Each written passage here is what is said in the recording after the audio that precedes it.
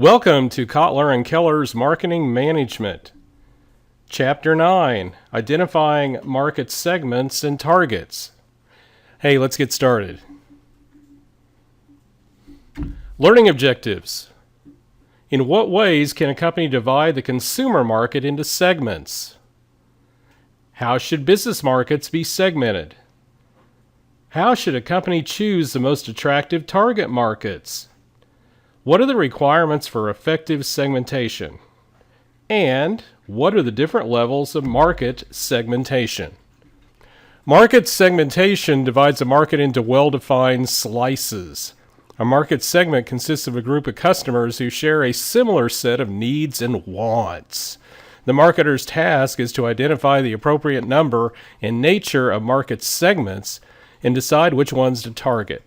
The major segmentation variables include geographic, demographic, psychographic, and behavioral segmentation.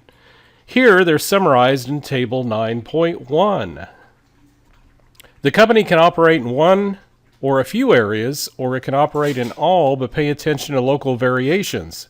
In that way, it can tailor marketing programs to the needs and the wants of local customer groups in trading areas, neighborhoods, even individual stores. In a growing trend called grassroots marketing, marketers concentrate on making such activities as personally relevant to individual customers as possible. More and more, regional marketing means marketing right down to a specific zip code. Nielsen Claritas has developed a geo-clustering approach called PRISM, which stands for Potential Rating Index by Zip Markets. This classifies more than 500,000 U.S. residential neighborhoods into 14 distinct groups and 66 distinct lifestyle segments called PRISM clusters. The groupings take into consideration 39 factors in 5 broad categories. The clusters have descriptive titles such as Blue Blood Estates, Winner's Circle, Hometown Retired, Shotguns and Pickups, and Backcountry Folks. The inhabitants in a cluster tend to lead similar lives, drive similar cars, have similar jobs, and read similar magazines. Table 9.2 has examples of 3 PRISM clusters. Geo-clustering captures the increasing diversity of the U.S. population. PRISM has been used to answer questions such as, which neighborhoods or zip codes contain our most valuable customers? How deeply have we already penetrated these segments? Which distribution channels and promotional media work best in reaching our target clusters in each area? One reason demographic variables such as age, family size, family life cycle, gender, income, occupation, education, religion, race, generation, nationality, and social class are so popular with marketers is that they're often associated with consumer needs and wants. Another is that they're easy to measure. Age and life cycle can be tricky variables. The target market for some products may be the psychologically young. People in the same part of the life cycle may still differ in their life stage. Life stage defines a person's major concern, such as going through a divorce, going into a second marriage, taking care of an older parent, deciding to cohabit with another person, buying a new home, and so on. Research shows that women have traditionally tended to be more communal-minded and men more self-expressive and goal-directed. Women have tended to take in more of the data in their immediate environment and men to focus on the part of the environment that helps them achieve a goal. Gender differences are shrinking in some other areas as men and women expand their roles. Income does not always predict the best customers for a given product. Blue-collar workers were among the first purchasers of color TVs. It was cheaper for them to buy a TV than to go to the movies or restaurants. Many marketers are deliberately going after lower income groups, in some cases discovering fewer competitive pressures or greater consumer loyalty. Increasingly, companies are finding their markets are hourglass-shaped as middle market U.S. consumers migrate toward both discount and premium products. Each generation or cohort is profoundly influenced by the times which it grows up. the music, movies, politics, and defining events of that period. Members share the same major cultural, political, and economic experiences, and they often have similar outlooks and values. Marketers may choose to advertise to a cohort by using the icons and images prominent in its experiences. They can also try to develop products and services that uniquely meet the particular interests or needs of a generational target. Although different age splits are used to define millennials, or Generation Y, the term usually means people born between 1977 and 1994, also known as the Echo Boomers. Digital native millennials have been wired almost from birth, playing computer games, navigating the internet, downloading music, and connecting with friends via texting and social media. Although they may have a sense of entitlement and abundance from growing up during the economic boom and being pampered by their boomer parents, millennials are also often highly socially conscious and concerned about environmental issues. Often lost in the demographic shuffle are the 50 million or so Generation X consumers, named for a 1991 novel by Douglas Coupland, and they were born between 1964 and 1978. Generation Xers prize self-sufficiency and the ability to handle any circumstance. Technology is an enabler for them, but not a barrier. Unlike the more optimistic, team-oriented Generation Yers, Generation Xers are more pragmatic and individualistic. As consumers, they are wary of hype and pitches that seem inauthentic. Baby boomers are the approximately 76 million U.S. consumers born between 1946 and 1964, though they represent a wealthy target, possessing $1.2 trillion in annual spending power and controlling 3/4 of the country's wealth. Marketers often overlook them. With many baby boomers approaching their 70s and even the last and youngest wave cresting 50, the demand has exploded for products to turn back the hands of time. These born between 1925 and 1945, the silent generation, are redefining what old age means. To start with, many people whose chronological age puts them in this category don't see themselves as old. Advertisers have learned that older consumers don't mind seeing other older consumers in ads targeting them, as long as they appear to be leading vibrant lives. But marketers have learned to avoid cliches like happy older couples riding bikes or strolling hand in hand on a beach at sunset. Multicultural marketing is an approach recognizing that different ethnic and cultural segments have sufficiently different needs and wants to require targeted marketing activities, and that a mass market approach is not refined enough for the diversity of the marketplace. The Hispanic American, African American, and Asian American markets are all growing at 2 to 3 times the rate of non-multicultural populations, with numerous submarkets, and their buying power is expanding. Accounting for more than half the growth in the U.S. population from 2000 to 2010, Hispanic Americans have become the largest minority in the country. It's projected that by 2020, 17% of U.S. residents will be of Hispanic origin. With annual purchasing power of more than $1 trillion in 2010 and expected to rise to $1.5 trillion by 2015, Hispanic Americans would be the world's 9th largest market if they were a separate nation. Hispanic Americans often share strong family values, and several generations may reside, in fact, in one household, and strong ties to their country of origin. According to the U.S. Census, Asian refers to people having origins in any of the original peoples of the Far East, Southeast Asia, or the Indian subcontinent. 6 countries represent 79% of the Asian American population: China with 21%, the Philippines with 18%, India with 11%, Vietnam with 10%, Korea with 10%, and Japan with 9%. Telecommunications and financial services are a few of the industries more actively targeting Asian Americans. Asian Americans tend to be more brand conscious than other minority groups, and yet they are the least loyal to brands. They also tend to care more about what others think and share core values of safety and education. African Americans are projected to have a combined spending power of $1.1 trillion by 2015. Like many cultural segments, they are deeply rooted in the U.S. landscape while also proud of their heritage. African Americans are the most fashion conscious of all racial and ethnic groups, but are strongly motivated by quality and selection. They're also more likely to be influenced by their children when selecting a product and less likely to buy unfamiliar brands.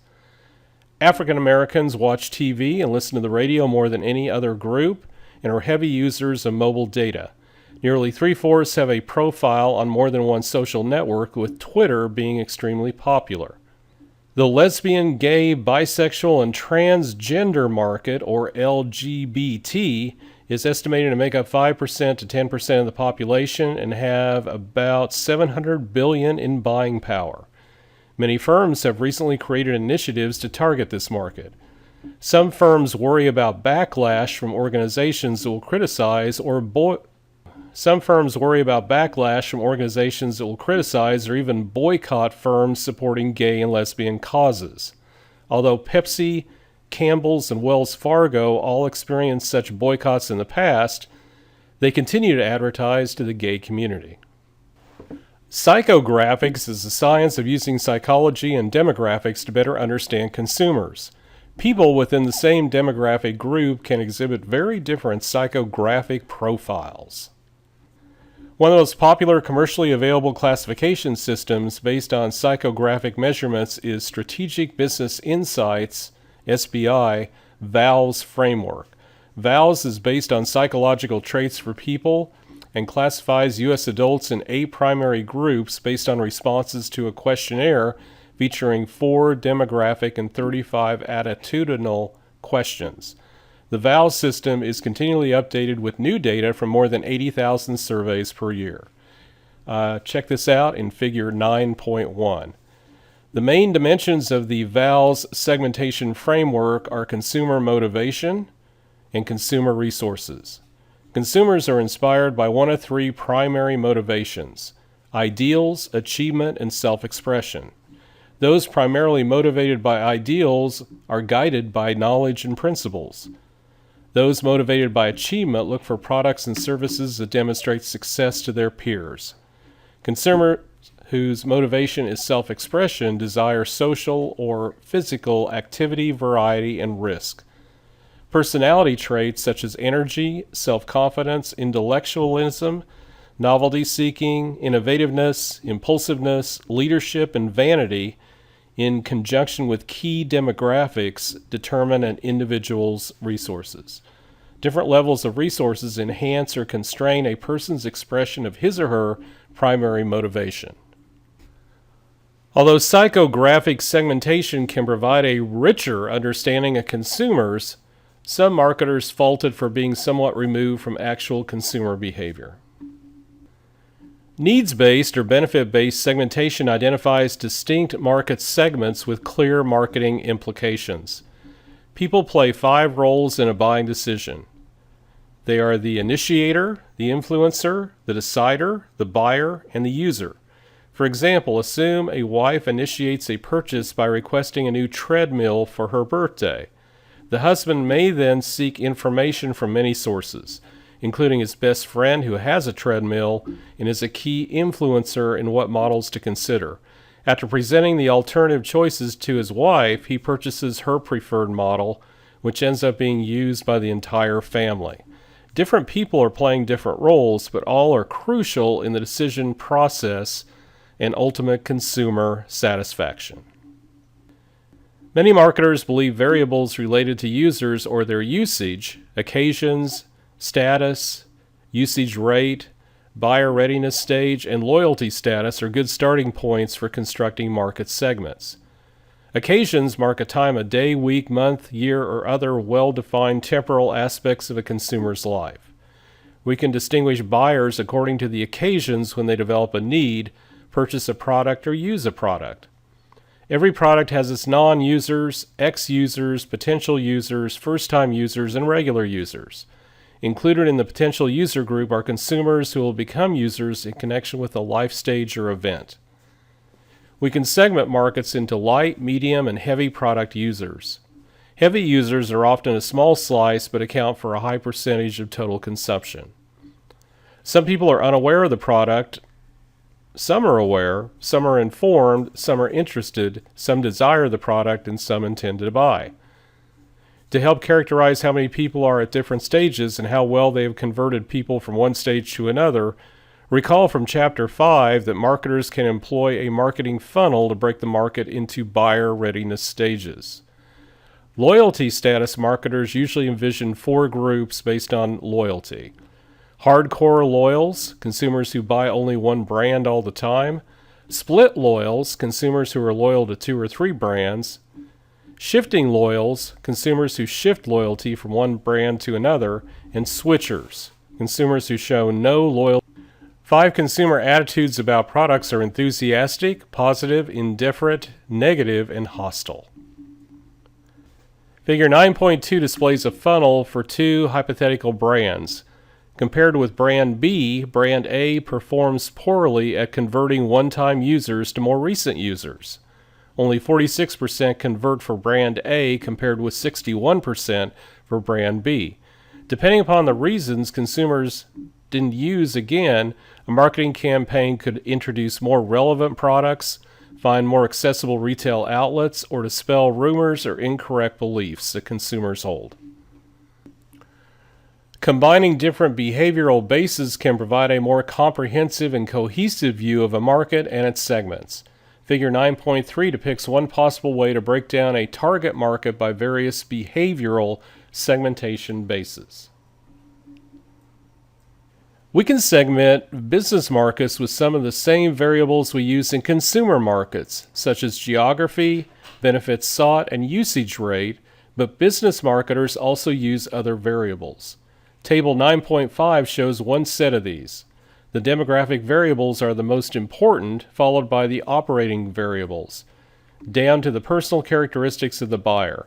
Business marketers generally identify segments through a sequential process. There are many statistical techniques for developing market segments. Once the firm has identified its market segment opportunities, it must decide how many and which ones to target. Marketers are increasingly combining several variables in effort to identify smaller, better defined target groups. Thus, a bank may not only identify a group of wealthy retired adults, but within that group distinguish several segments depending upon current income, assets, savings, and risk preferences. This has led some market researchers to advocate a needs-based market segmentation approach. Roger Best proposed the 7-step approach shown in Table 9.6. To be useful, market segments must rate favorably on 5 key criteria. Measurable. The size, purchasing power, and characteristics of the segments can be measured. Substantial. The segments are large and profitable enough to serve. A segment should be the largest possible homogeneous group worth going after with a tailored marketing program. It would not pay, for example, for an automobile manufacturer to develop cars for people who are under 4 feet tall. Accessible. The segments can be effectively reached and served. Differentiable. The segments are conceptually distinguishable and respond differently to different marketing mix elements and programs.